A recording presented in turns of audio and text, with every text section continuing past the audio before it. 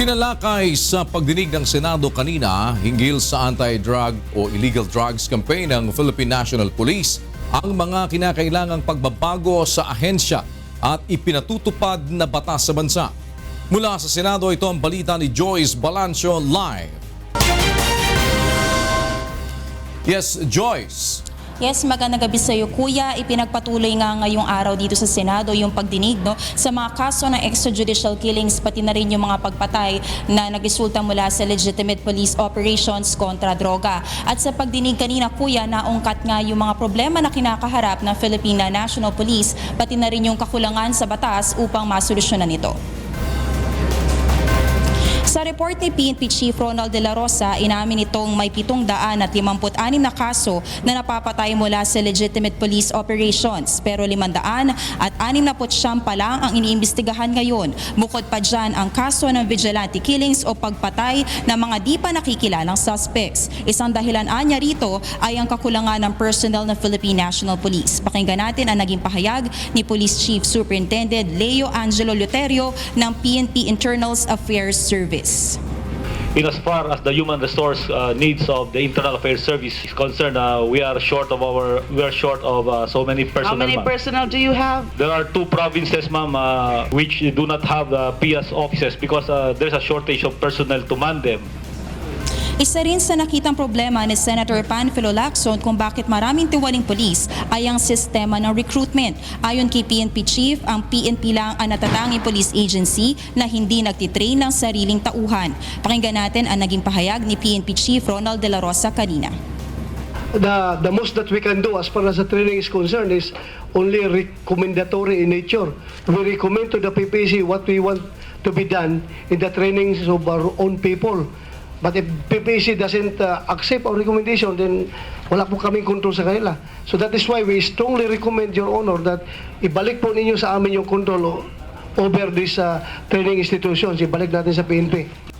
Kuya, binalaan naman ni Senator Laila De Lima si PNP Chief De La Rosa sa kanyang mga paraan ng pagbibigay ng utos sa kanyang mga tauhan sa pagtutugis ng mga drug suspect. Aniya maaring nakakadagdag ito sa mga kaso ng mga nanlalaban sa mga pulis. Pakinggan natin ang bahagi ng pagdinig kanina sa Senado. Police Director General De La Rosa, I'm sorry but I have to raise this. Kasi nga meron din mga statements attributed to you eh. You can always deny if you want to. Pero naririnig ko po ito sa radyo o sa TV. For example, meron kayong statement, kung lumaban, patayin. Kung hindi lumaban, palabanin. Ano ho bang ibig sabihin nun?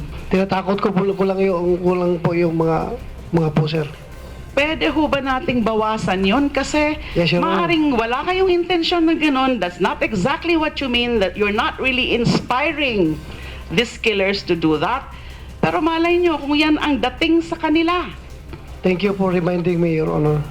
Bawasan ko na po yun.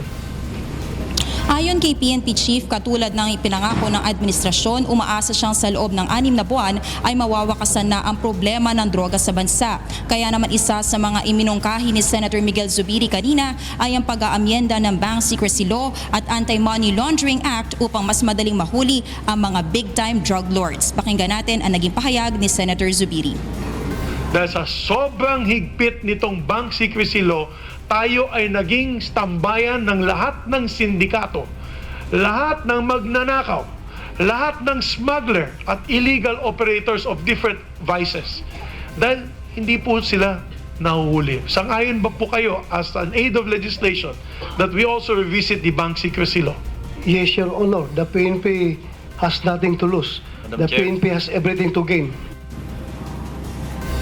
Sinabi rin ni Senator Laila De Lima na meron siyang hinahandang Proceeds of Crime Act kung saan mas madalian niyang mahahanap at makikita kung saan napupunta ang kinikita ng mga sindikato sa droga. Samantala, Kuya, sa pagdinig din kanina ay kinilala nga ni Senator Laila De Lima yung naging pahayag ni PNP Chief Ronald De La Rosa na wala ng communication gadgets of any kind, mga cellphones, sa loob ng National Penitentiary or National Bilibid Prisons dahil ayon nga sa Senadora, ito yung nakita nilang punot dulo kung paano nakakapagsagawa ng transaksyon yung mga big-time drug lords sa labas ng Bilibid. Samantala, Kuya, hindi pa dito natatapos yung pagdinig nga ng Senado kaugnay ng extrajudicial killings at yung kaso nga ng mga illegitimate police operations, pero yung petsa kung kailan na isusunod yung mga iba pang testigo dahil dalawa pa lang yung napipresenta kanina ay wala pa silang sinasabi. Kuya?